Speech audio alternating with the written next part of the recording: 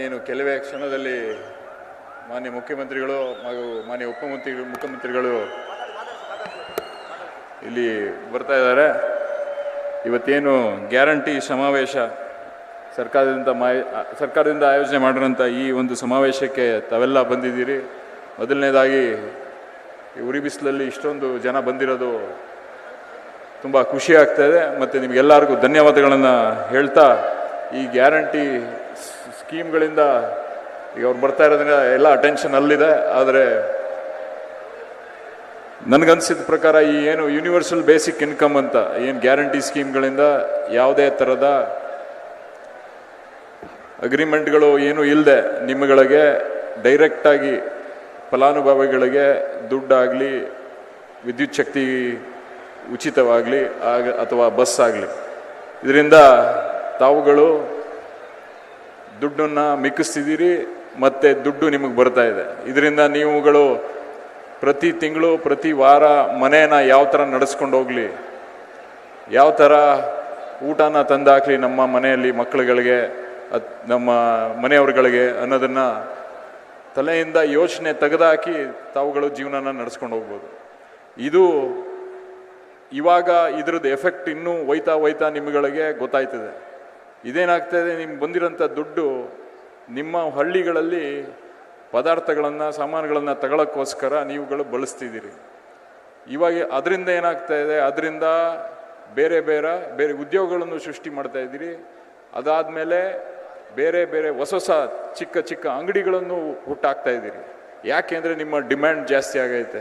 ಹೆಂಗಸ್ರೆಲ್ಲ ಸುಮಾರು ಜನ ಇದ್ದೀರಿ. ಮುಂಚೆ ನೀವು ಲಿಪ್ಸ್ಟಿಕ್ಗಳು ತಗೋತಾ ಇರಲಿಲ್ಲ, ಇವಾಗ ಲಿಪ್ಸ್ಟಿಕ್ ತಗೊಳಕ್ಕೆ ಶುರು ಮಾಡಿದ್ದೀರಿ.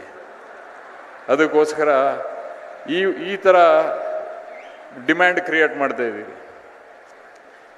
ಈಗ ಮೊದಲು ಪೌಡ್ರ್ ಹಾಕಲ್ದಿದ್ರೆ ಪೌಡ್ರ್ ಹಾಕತ್ತಿದ್ದೀರಿ, ಕರೆಕ್ಟಾ? ಅದಾದ ನಂತರ ಈಗ ಲಿಪ್ಸ್ಟಿಕ್ಕು ಪೌಡ್ರ್ ಹೋಗಿ ನೀವು ಖುಷಿಯಾಗಿರ್ತೀರಿ. ಖುಷಿಯಾಗಿದ್ರೆ ಏನಾಯ್ತದೆ?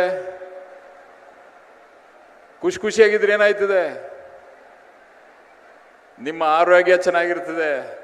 ಆರೋಗ್ಯ ಚೆನ್ನಾಗಿದ್ರೆ ಆಸ್ಪತ್ರೆಗೆ ಹೋಗೋಕೆ ಕಮ್ಮಿ ಆಯ್ತದೆ. ಆಸ್ಪತ್ರೆಗೆ ಹೋಗೋಕೆ ಕಮ್ಮಿ ಆದರೆ ಸಾಲ ಮಾಡೋದು ಕಮ್ಮಿ ಆಯ್ತದೆ, ಆಸ್ಪತ್ರೆ ಬಿಲ್ ಕಟ್ಟೋಕ್ಕೆ. ಇದರಿಂದ ಒಂದರಿಂದ ಒಂದು ಈ ಥರ ಎಫೆಕ್ಟ್ಗಳು ಈ ಗ್ಯಾರಂಟಿ ಸ್ಕೀಮ್ಗಳಿಂದ ಬರುತ್ತೆ.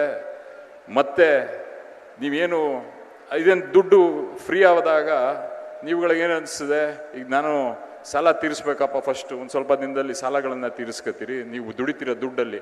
ಯಾಕೆಂದರೆ ನೀವು ದುಡಿತಿರೋ ದುಡ್ಡಲ್ಲಿ ಪ್ರತಿನಿತ್ಯ ನೀವು ಊಟಕ್ಕೆ ಅದಕ್ಕೆ ನೀವೇನು ಮಾಡ್ತಾ ಇರಕ್ಕಿಲ್ಲ. ಆದ್ದರಿಂದ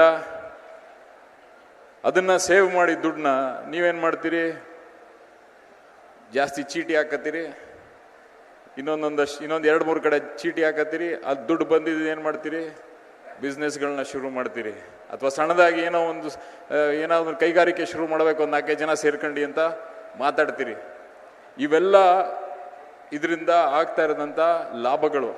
ಆದ್ದರಿಂದ ದಯವಿಟ್ಟು ತಾವೆಲ್ಲ ಹೆಚ್ಚಿನ ರೀತಿಯಲ್ಲಿ ಈ ಮುಂಬರುವ ಚುನಾವಣೆಯಲ್ಲೂ ಸಹಕಾರ ಕೊಡಬೇಕು ಅಂತ ಹೇಳ್ತಾ, ನಿಮಗೆಲ್ಲ ಒಳ್ಳೆಯದಾಗಲಿ. ಇನ್ನು ಹೆಚ್ಚಾಗಿ ಲಿಪ್ಸ್ಟಿಕ್ ತಗೊಳ್ಳಿ, ಪೌಡರ್ ಹಾಕೊಳ್ಳಿ ಅಂತ ಹೇಳ್ತಾ ನನ್ನ ಮಾತು.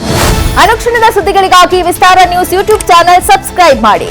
ಹೊಸ ಸುದ್ದಿಗಳ ನೋಟಿಫಿಕೇಶನ್ಗಾಗಿ ಬೆಲ್ ಐಕಾನ್ ಕ್ಲಿಕ್ ಮಾಡಿ. ಲೇಟೆಸ್ಟ್ ಅಪ್ಡೇಟ್ಸ್ಗಾಗಿ www.vistaranews.com ವೆಬ್ಸೈಟ್ಗೆ ವಿಸಿಟ್ ಮಾಡಿ. ಅಂಗೈಯಲ್ಲೇ ಜಗತ್ತಿನ ಸುದ್ದಿ ತಿಳಿಯಲು ವಿಸ್ತಾರ ನ್ಯೂಸ್ ಕನ್ನಡ ಆಪ್ ಡೌನ್ಲೋಡ್ ಮಾಡಿ.